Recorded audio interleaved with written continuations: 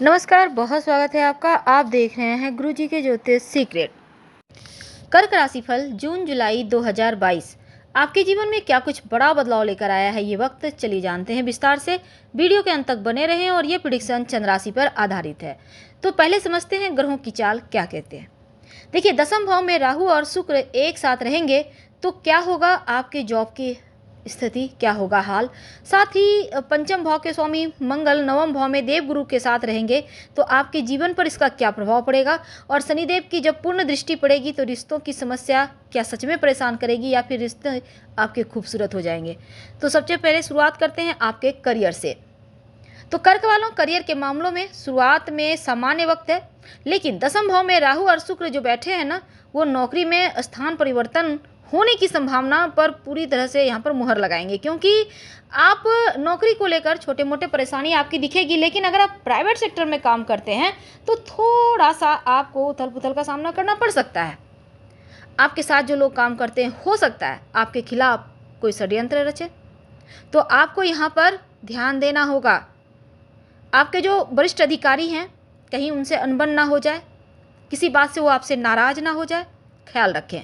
हालांकि अपने काम से नाखुश होकर आप जॉब बदलने की सोचेंगे, लेकिन बिल्कुल ऐसा ना करें, क्योंकि जल्दबाजी में फैसला नहीं करना है। थोड़ा सा समय उतार चढ़ाव भरा है, पर हमेशा ऐसा नहीं रहेगा, क्योंकि दसम भाव के स्वामी मंगल के भाग्य स्थान में होने से सरकारी नौकरी करने वाले लोगों को लाभ भी तो हो रहा है।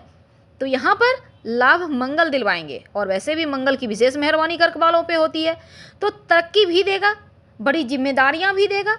और जैसे ही सूर्य का राशि परिवर्तन होगा तो समय ज़्यादा अनुकूल हो जाएगा, खासकर जो लोग नौकरी करते हैं।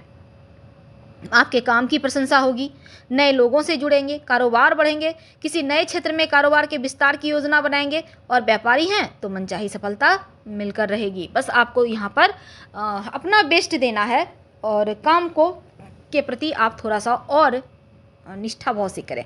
लेकिन अगर हम धन की बात करें कि कितना जोड़ पाएंगे, तो द्वितीय भाव के स्वामी जो सूर्य हैं वो एकादश भाव में बुध के साथ हैं, और जब दोनों मिलकर बुधादित्य योग बनाएंगे तो आपके इनकम जरूर बढ़ेंगे।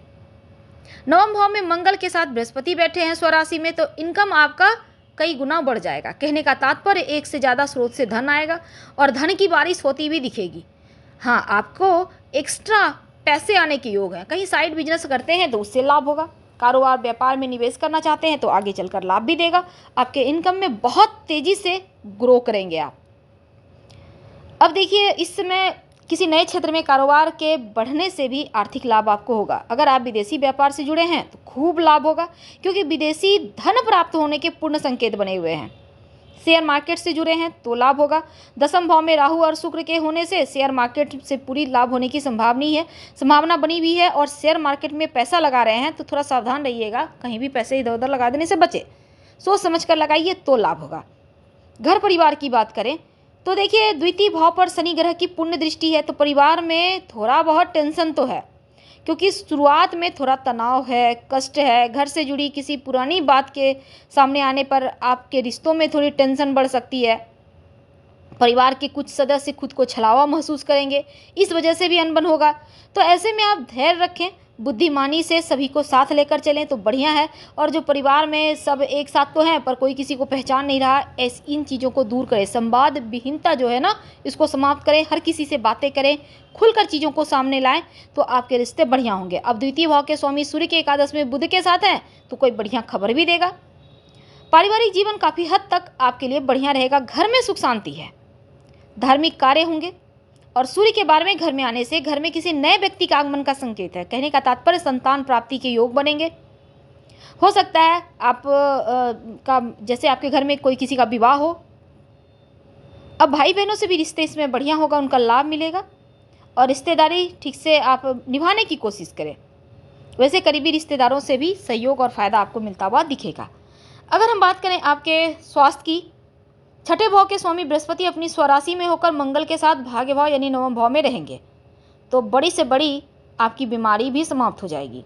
घर परिवार में बड़े बुजुर्गों के स्वास्थ्य में भी सुधार होगा, और माता पिता की किसी पुरानी बीमारी से भी राहत मिलती नजर आएगी। कहने का मतलब, अगर आपके माता पिता बीमार भी थे तो अब उनके स्वास्थ्य में जो मुश्किलें थी वो समाप्त होगी।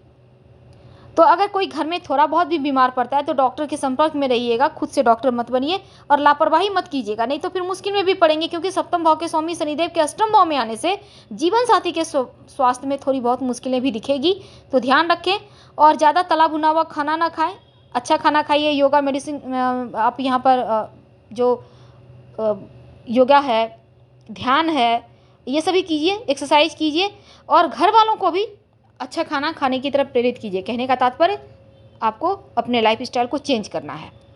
रिश्तों की बात करते हैं। देखिए, पंचम भाव पर सूर्य और बुध की दृष्टि है, तो आप लव लाइफ में छोटी मोटी मुश्किलें हैं, समस्याएं हैं, रिश्तों में दूरियां आ सकती है। आपको लगेगा जैसे लव लाइफ में कभी कभी क्या होता है, मैं बढ़िया, मैं बेहतर, तो ये चीज़ें हो सकती है। तो यहाँ पर सूर्य आपको अहंकार देगा और जिसके कारण लव लाइफ में थोड़ी सी अहंकार वश टकराव होगा। तो गलतफहमी ना हो जाए, मन में किसी तरह का कोई बात ना आए, इसका आपको ख्याल रखना चाहिए। और सूर्य के 12वें भाव में आने से बुध के पंचम भाव पर देखने से स्थिति में धीरे धीरे सुधार होगा। प्रेम संबंध में थोड़ी बहुत समस्या है, लेकिन जो रिश्ते इस समय जो है ना, प्रेम संबंध में बहुत पुराने रिश्ते, बहुत पुराना प्रेम में भी दरार देता हुआ यहाँ पर सूर्य दिख रहा है। तो सुनी सुनाई बातों पर यकीन ना करें, आप अपने लव पर, अपनों पर भरोसा करें, नहीं तो मन को ठेस लग सकती है। अविवाहित हैं तो आपके लिए बढ़िया वक्त है, क्योंकि देखिए विवाह तय होगा, कोई बड़ी खुशखबरी मिलेगी। सप्तम भाव के स्वामी शनिदेव के अष्टम भाव में स्वराशि में होने से जीवन साथी के प्रति प्रेम बढ़ेगा, सहयोग बढ़ेगा और जीवन साथी के साथ लंबी यात्रा वगैरह पर आप जा सकते हैं। कहने का तात्पर्य हर मामले में यहाँ पर बढ़िया है। तो कुल मिलाकर ये महीना ठीक है। क्या करें? देखिए, अपने घर में रोज एक घी का दिया सुबह में पूजा पाठ करते समय जलाइए और नमः शिवाय का जप करें या शिव जी पर हर सोमवार एक लोटा जल अर्पित करें, आपको राहत मिलेगी। हम आपसे विदा लेते हैं। जानकारी अच्छी लगे तो लाइक कर सब्सक्राइब करें। आपके कमेंट्स का भी हमें इंतजार रहेगा और अपने बारे में ज़्यादा जानकारी चाहते हैं तो आप हमारे वेबसाइट granddharmasomnath.com गूगल सर्च करके आ सकते हैं। वेबसाइट का लिंक आपको डिस्क्रिप्शन में मिल जाएगा। धन्यवाद।